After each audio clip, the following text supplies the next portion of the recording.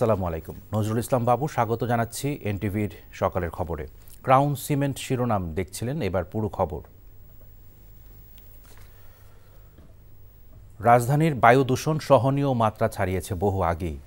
বাতাসে দূষণের বিশ্ব ইন্ডেক্সকে বেশিরভাগ সময় র্যাঙ্কিংয়ের শীর্ষে এখন রাজধানীর বাতাস, যার মূল কারণ হলো বাতাসে অতিমাত্রায় অতি ক্ষুদ্র বস্তুকণার উপস্থিতি, গড়ে প্রায় 2.5 PM। বিশ্ব স্বাস্থ্য সংস্থার মানদণ্ডের চেয়ে যা প্রায় 50% বেশি। এদিকে ঢাকা ও আশপাশের এলাকার বায়ুর মান মাঝে মাঝে অস্বাস্থ্যকর থেকে ঝুঁকিপূর্ণ অবস্থায় পৌঁছাচ্ছে জানিয়ে পরিবেশ ও বন মন্ত্রণালয় সবাইকে বাইরে গেলে মাস্ক ব্যবহারের পরামর্শ দিয়েছে। ঢাকার বায়ু দূষণ এবং স্বাস্থ্য ঝুঁকি নিয়ে সাদ্রিনা খন্দকারের রিপোর্ট।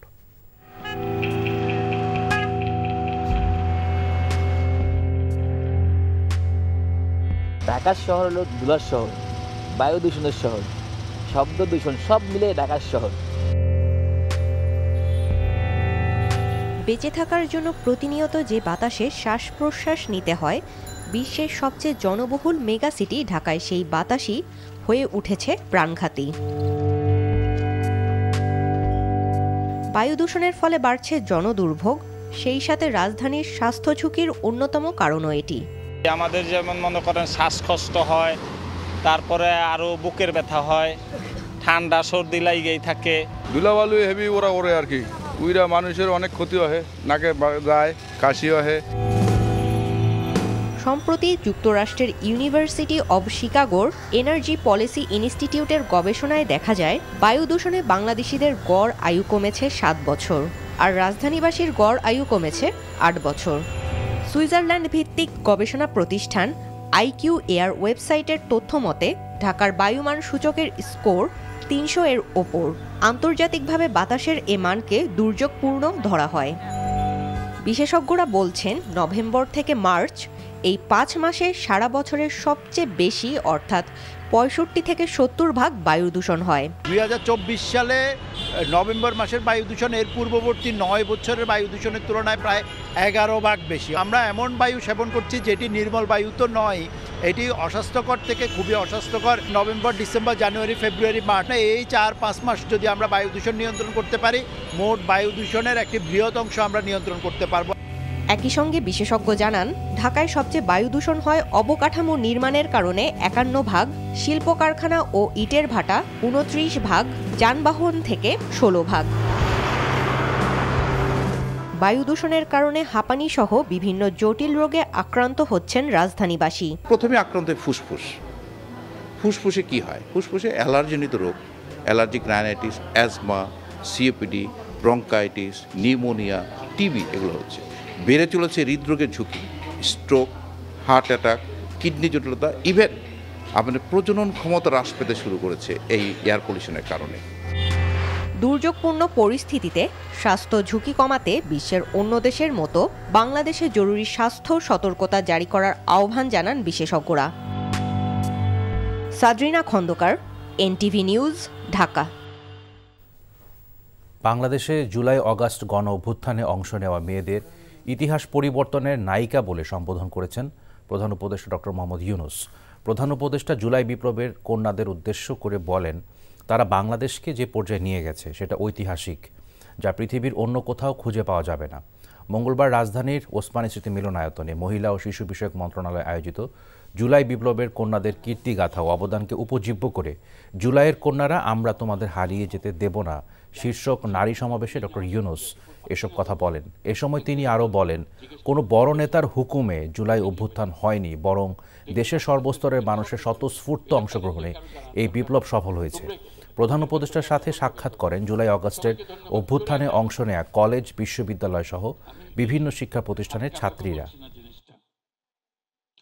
আসলে বাংলাদেশে যেটা হয়ে গেল, এটার নজির পৃথিবীতে খুঁজে পাওয়া যাবে না। বহু অভ্যুত্থান হয়েছে, বহু রকমের হয়েছে, কিন্তু এইটা একেবারে সম্পূর্ণ ভিন্ন রকমের এবং তোমাদের নিজেদের হাতে গড়া একটা জিনিস। এখানে কোনো বড় নেতা এসে তোমাদেরকে উদ্বুদ্ধ করে নাই যে এটা করতে হবে, এরকম প্রোগ্রাম দিতে হবে, কিছুই করে না। তোমরা স্বতঃস্ফূর্তভাবে করেছো এবং মেয়ে বলেছে তোমাদের আলাদা করে কেউ ডেকে নিয়ে গেছে না, তাই না? তোমরা নিজেরা এগিয়ে এসছো যে আমরা আছি, এটা আমাদের দাবি, আমাদের জিনিস। 5 আগস্টের পর থেকে 22 অক্টোবর পর্যন্ত সংখ্যালঘুদের প্রতি সহিংসতার ঘটনায় 88টি মামলায় 70 জনকে গ্রেপ্তার করা হয়েছে বলে জানিয়েছেন প্রধান উপদেষ্টার প্রেস সচিব শফিকুল আলম। মঙ্গলবার রাজধানীর ফরেন সার্ভিস একাডেমিতে সংবাদ সম্মেলনে তিনি এ তথ্য জানান। মিয়ানমারের পরিস্থিতিকে সরকার গভীরভাবে পর্যবেক্ষণ করছে উল্লেখ করে শফিকুল আলম আরও জানান, আগামী বছর সেপ্টেম্বর অক্টোবরের দিকে রোহিঙ্গা সমস্যা নিয়ে একটি বড় কনফারেন্স আয়োজন করা হবে, যেখানে সকল রাষ্ট্রকে আমন্ত্রণ জানানো হবে।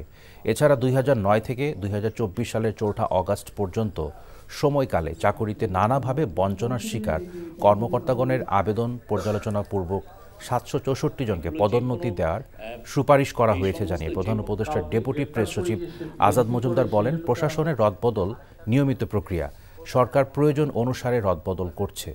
আর এই যে আমরা যে 88টা কেসের কথা বললাম, এদের মধ্যে অনেকে, যদিও এটা ধর্মীয় রিলেটেড, মাইনরিটি ভায়োলেন্সের রিলেটেড কেস, অনেকগুলো ক্ষেত্রে আমরা যেটা আমরা নোটিশ করেছি সেটা হচ্ছে যে এই অ্যাটাকগুলো হয়েছে যে ধরেন কেউ আগের রুলিং পার্টির মেম্বার ছিলেন, উনি হয়তো বা মাইনরিটি ফেথের, তো রুলিং পার্টির মেম্বার ছিলেন, তাকে অ্যাটাক করা হয়েছে। এখন এইটাকে আপনি কিভাবে নেবেন?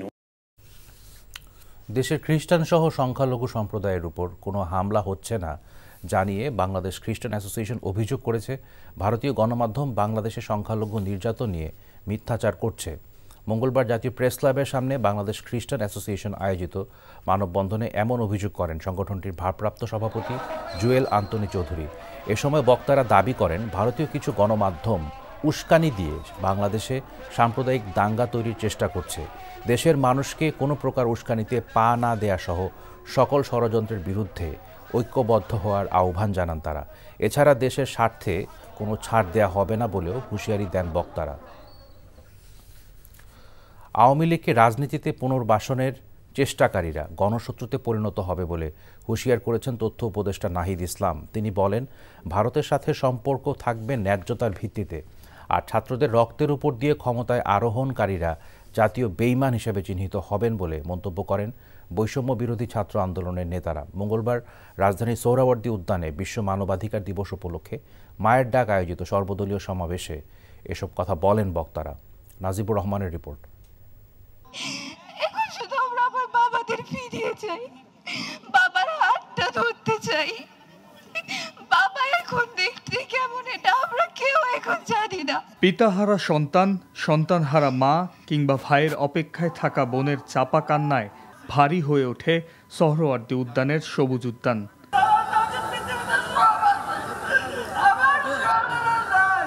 এমনও হাজারো বুকচেরা আর্তনাদ, দুমড়ে মুচড়ে থাকা কষ্ট আর অসহায়ত্বের বোবা বেদনাগুলোতে ভারী হয় সমবেত মানুষের হৃদয়। স্বৈরাচার শেখ হাসিনার পতনের পর শৃঙ্খলে শিকল ভেঙে প্রথমবারের মতো গুম খুনের শিকার পরিবারগুলো মায়ের ডাকের আয়োজনে জড়ো হয় সোহরাওয়ার্দী উদ্যানে। ছিলেন বৈষম্য বিরোধী ছাত্র আন্দোলন ও নাগরিক কমিটিও। তাদের বক্তব্য অভিন্ন, হতে হবে আওয়ামী লীগের বিচার।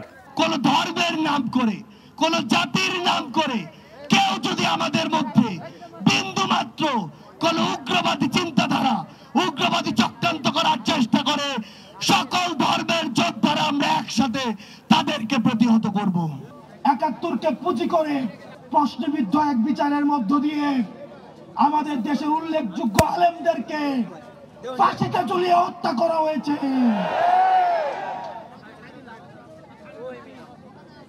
আমরা এই বিচার নিশ্চিত না করা পর্যন্ত দুনিয়ার কোন শক্তি নাই আমাদেরকে রাজপথ থেকে উৎখাত করবে। সমাবেশে যোগ দেয় বিএনপি, জামাত সহ সমমনা ডান বাম সব পন্থীরা। বক্তারা বলেন, জাতীয় ঐক্যের মাধ্যমে বিদায় করতে হবে আওয়ামী লীগকে, সংস্কারের মাধ্যমে বিনির্মাণ করতে হবে রাষ্ট্র। সমস্ত খুন, গুম, হত্যা, ক্রসফায়ারের মাস্টারমাইন্ড শেখ হাসিনা। তার নির্যাতনে রক্তের যে কালো ছাপ, অশ্রুসিক্ত মায়ের কান্না এখনো শুকায় নাই, অথচ যেখানকার মাল সে সেখানে ফিরে গিয়েছে। সেখান থেকে সন্ত্রাসের নতুন ব্লুপ্রিন্ট সে তৈরি করছে। এই 24-এর অভ্যুত্থানের যে চেতনা, সেই চেতনা ধারণ করে একটি জাতীয় ঐক্যের মধ্য দিয়ে নির্বাচনী কৌশলে আওয়ামী লীগকে রাজনীতি থেকে বিদায় দিতে হবে। সংস্কারের সেই বিষয়গুলোকে, সেই যে ধারণাগুলোকে, সেগুলোকে উপলব্ধি করতে হবে এবং একথা আমাদের মনে রাখতে হবে যে সংস্কার চলতেই থাকবে। সেই সত্য যদি আমরা উপলব্ধি করি তাহলে সেই সংস্কারগুলো আমরা চিরদিন করে যাব, আমরা কখনো থেমে থাকব না। প্রতিবেশীর মতো আচরণ করতে ভারতের প্রতি সতর্ক বার্তা দেন তথ্য উপদেষ্টা। আওয়ামী লীগকে পুনর্বাসন কারা কারা করবেন বা করতে চান, এখন সেইটা হচ্ছে আলোচনার বিষয়।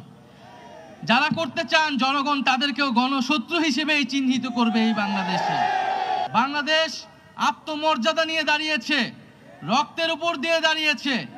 ফলে ন্যায্যতা ও সমতার ভিত্তিতে এই বাংলাদেশের সাথে কথা বলতে হবে এবং সম্পর্ক স্থাপন করতে হবে।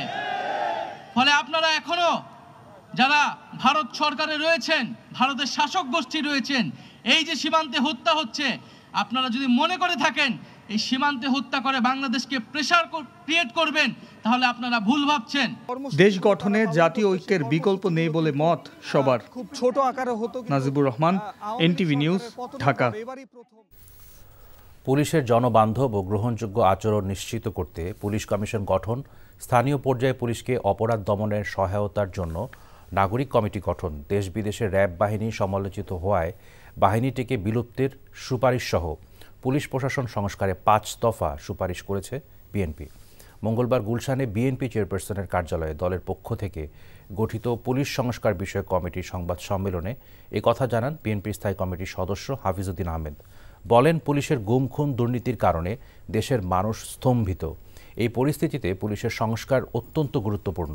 রাষ্ট্রের গুরুত্বপূর্ণ এই বাহিনীকে সংস্কার রাষ্ট্রীয় দাবিতে পরিণত হয়েছে। এই লক্ষ্যেই উন্নত বিশ্বের সাথে তাল মিলিয়ে পুলিশের বাহিনীকে সঠিক দিক নির্দেশনা, কার্যক্রম সমন্বয় সহ পুলিশকে একটা নিরপেক্ষ বাহিনী করতেই বিএনপির পক্ষ থেকে এই সুপারিশ দেয়া হয়। প্রত্যেকটা স্তরে আমরা বিভিন্ন মতামত, বিভিন্ন মতাদর্শের ব্যক্তিদেরকে সন্নিবেশ করে একটা নিউট্রাল ফোর্স হিসাবে গঠন করতে চাই। তারপরে ইভেন গ্রামাঞ্চলেও সেখানেও সব জনগণ, মানে জনগণের সাথে পুলিশ বাহিনী যেন দূরত্ব না থাকে, হ্যান্ড ইন গ্লোভ যেটাকে বলে, এইভাবে আমরা ক্লোজলি তাদের কর্মকাণ্ড মনিটর করব, তাদেরকে সহায়তা করব। মানবাধিকার দিবসে ছাত্রদলের গুম হওয়া কর্মীদের উদ্ধারের দাবি জানিয়েছেন দলটির নেতারা। মঙ্গলবার ঢাকা বিশ্ববিদ্যালয়ের বটতলায় ভবিষ্যৎ বাংলাদেশের মানবাধিকার ভাবনা ও ছাত্র সমাজের ভূমিকা শীর্ষক মুক্ত আলোচনায় এ দাবি জানান তারা। ছাত্রদল সভাপতি রাকিবুল ইসলাম রাকিব বলেন, বিগত সরকারের আমলের গুম খুন যেন কেউ ভুলে না যায়। নেতারা বলেন, জাতীয় নির্বাচনের আগে শুধু 2023 সালের 4 ডিসেম্বর একদিনেই প্রতিবেশী রাষ্ট্রের সহযোগিতায় ছাত্রদলের অসংখ্য নেতাকর্মীকে গুম করা হয়েছে, যাতে ছাত্রদল আর মাথা তুলতে না পারে, তবু তারা দমিয়ে রাখতে পারেনি।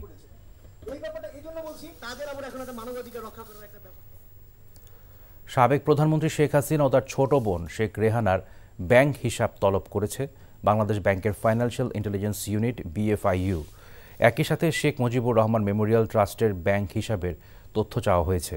সোমবার BFIU থেকে দেশের ব্যাংক ও আর্থিক প্রতিষ্ঠানগুলোর কাছে এ সংক্রান্ত নির্দেশনা পাঠানো হয়। এ নির্দেশের ক্ষেত্রে মানি লন্ডারিং প্রতিরোধ বিধিমালা সংশ্লিষ্ট ধারা প্রযোজ্য হবে বলে BFIUর চিঠিতে বলা হয়েছে। শেখ হাসিনা ও শেখ রেহানা কোনো ধরনের আর্থিক অপরাধের সঙ্গে যুক্ত ছিলেন কিনা তা খতিয়ে দেখতেই তাদের ব্যাংক হিসাব তলবের এই নির্দেশনা, যাতে তাদের ব্যাংক হিসাব খোলার ফর্ম, KYC ও লেনদেন বিবরণী 5 কার্যদিবসের মধ্যে চাওয়া হয়েছে। জয় বাংলাকে জাতীয় স্লোগান ঘোষণা করে হাইকোর্টের দেয়া রায় স্থগিত করেছে আপিল বিভাগ। হাইকোর্টের রায়ের বিরুদ্ধে রাষ্ট্রপক্ষের করা লিভ টু আপিল মঞ্জুর করে মঙ্গলবার এই আদেশ দেন প্রধান বিচারপতি সৈয়দ রিফাত আহমেদের নেতৃত্বাধীন 4 সদস্যের আপিল বেঞ্চ। 2 ডিসেম্বর জয় বাংলাকে জাতীয় স্লোগান ঘোষণা স্থগিত চেয়ে আবেদন করেছিল রাষ্ট্রপক্ষ। 2020 সালের 10ই মার্চ জয় বাংলাকে জাতীয় স্লোগান ঘোষণা করে রায় দেয় হাইকোর্ট। রায়ে জাতীয় দিবস, সরকারি অনুষ্ঠান ও শিক্ষা প্রতিষ্ঠানে স্লোগানটি উচ্চারণের পদক্ষেপ নিতে বলা হয়েছিল। হাইকোর্টের ওই রায়ের বিরুদ্ধে মন্ত্রিপরিষদ সচিব সহ অন্যরা আপিলের অনুমতি চেয়ে আবেদন করেন। শুনানি নিয়ে বিলম্ব মার্জনা করে লিভ টু আপিল মঞ্জুর করে আদেশ দেন আপিল বিভাগ। দুর্নীতি দমন কমিশনের নতুন চেয়ারম্যান হলেন ডক্টর মোহাম্মদ আব্দুল মোমেন, আর কমিশনার হিসেবে নিয়োগ পেয়েছেন মিয়া মোহাম্মদ আলী আকবর আজিজি এবং ব্রিগেডিয়ার জেনারেল অবসরপ্রাপ্ত হাফিজ আহসান ফরিদ। মঙ্গলবার মন্ত্রিপরিষদ বিভাগ থেকে এ সংক্রান্ত প্রজ্ঞাপন জারি করা হয়েছে। দুদকের নতুন চেয়ারম্যান ডক্টর মোমেন সবশেষ স্বরাষ্ট্র মন্ত্রণালয়ের জননিরাপত্তা বিভাগের জ্যেষ্ঠ সচিব হিসেবে দায়িত্ব পালন করেন। গত ৮ ডিসেম্বর জ্যেষ্ঠ সচিবের পদ থেকে পদত্যাগ করেন তিনি। এর আগে গত ২৯ অক্টোবর দুদকের চেয়ারম্যানের পদ থেকে পদত্যাগ করেন মোহাম্মদ মঈনুদ্দিন আবদুল্লাহ এবং ২ কমিশনার জহুরুল হক ও আসিয়া খাতুন।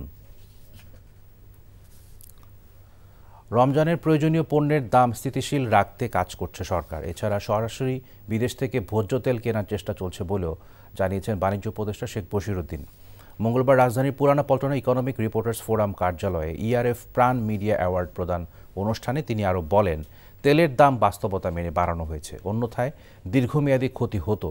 এছাড়া আওয়ামী সরকার বিপুল পরিমাণ অর্থ লুটপাট করতে গিয়ে বিভিন্ন প্রতিষ্ঠান ধ্বংস করেছে উল্লেখ করে উপদেষ্টা বলেন, অন্তর্বর্তী সরকারের মূল উদ্দেশ্য সংস্কার করা এবং নির্বাচন দেয়া। এ সময় উপস্থিত প্রধান উপদেষ্টার প্রেস সচিব শফিকুল আলম বলেন, ভুল তথ্য শুধু বাইরে থেকে নয়, দেশের সাংবাদিকরাও সঠিক তথ্য দিতে ব্যর্থ হচ্ছেন। এ সময় প্রাণ আরএফএল গ্রুপের চেয়ারম্যান ও প্রধান নির্বাহী আহসান খান চৌধুরী সহ অন্যরা উপস্থিত ছিলেন। বিভিন্ন প্রতিষ্ঠানের বিরুদ্ধে আমি আশা করি যে আমাদের রমজানের যে প্রয়োজনীয় যেসব দ্রব্য, খেজুর, ছোলা, তেল, বাজার স্থিতিশীল থেকে যেন নিম্নগামী থাকে। আমি চেষ্টা করছি যে সরাসরি টিসিবি যেন স্থানীয় যে যারা মুষ্টিমেয় যে কয়েকজন তেল উৎপাদক বা বিপণনকারী আছেন তাদেরকে ছাড়াও যেন সরাসরি আমি বিদেশ থেকে তেল কিনতে পারি। দেশের নদ নদীর সংখ্যার খসড়া তালিকা প্রকাশ করেছে পানি সম্পদ মন্ত্রণালয়। তাদের তথ্য মতে বর্তমানে মোট নদ নদীর সংখ্যা ১,১৫৬টি। মঙ্গলবার সকালে রাজধানীর গ্রিন রোডে পানি ভবনে বাংলাদেশের নদ নদীর সংখ্যা নির্ধারণ বিষয়ক অবহিতকরণ সেমিনারে এই তথ্য প্রকাশ করা হয়। বিভাগীয় কমিশনারের কার্যালয় থেকে প্রাপ্ত সংখ্যা যাচাইয়ের পর এ তালিকা প্রকাশ করা হয়েছে। আরও যাচাইয়ের পর বাংলা নববর্ষের প্রথম দিনে নদীর চূড়ান্ত তালিকা ওয়েবসাইটে প্রকাশ করা হবে বলে জানান পরিবেশ ও বন উপদেষ্টা সৈয়দা রেজওয়ানা হাসান। বলেন, প্রত্যেক জেলা থেকে সবচেয়ে বেশি দূষিত একটি নদীকে দখলমুক্ত করার ব্যবস্থা নেওয়া হবে, আর ঢাকার মোট ২১টি খালকে দূষণ ও দখলমুক্ত করে একটি ব্লু নেটওয়ার্ক তৈরির পরিকল্পনা চূড়ান্ত করা হয়েছে।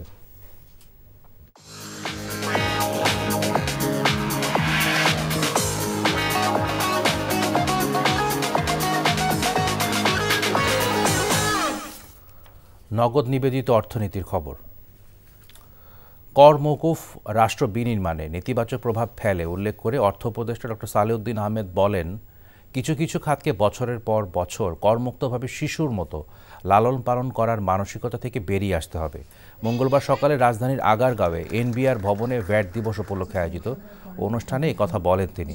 সরকারের জনকল্যাণমূলক কাজের স্বার্থে মানুষকে ঠিকমতো কর ও ভ্যাট দেওয়ার আহ্বান জানান অর্থ উপদেষ্টা। সেই সাথে কর বা মূসক আদায়ের ক্ষেত্রেও মানুষ যাতে কোনো ধরনের হয়রানির শিকার না হয় সেদিকে এনবিআরকে লক্ষ্য রাখার আহ্বান জানান তিনি।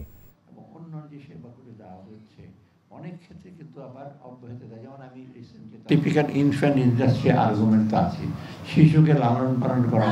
আমরা 50 বছর যাবত বহু শিশুকে লালন করছি এখনো, মানে ট্যাক্স রেয়ার দিয়ে, ইনসেন্টিভ দিয়ে। আর কতকাল শিশুকে লালন করবো? আমি উদাহরণ দিলাম না, আপনারা অনেকে বুঝতে পারেন যেসব শিশু এখনো শিশুই রয়ে গেছে, শারীরিক দিকে বড় হয়ে গেছেন, কিন্তু ওরা নিজেকে বলে আমাদেরকে এখনো প্রোটেকশন দেয়। এই প্রোটেকশনের দিন কিন্তু চলে গেছে। সরকারকে আয়, কর এবং ভ্যাট আপনাকে দিতে হবে। আর আমাদের যারা কর্মকর্তা আছেন তারাও একটু ফ্রেন্ডলি হবেন, মানে একবারে জোর করে আদায় করে নিয়ে আসবেন, যদি অসুবিধা হয় শুনবেন এবং তাদেরকে যথাসম্ভব যাতে কমপ্লেন্স করে তাদেরকে একটু সহায়তা করা।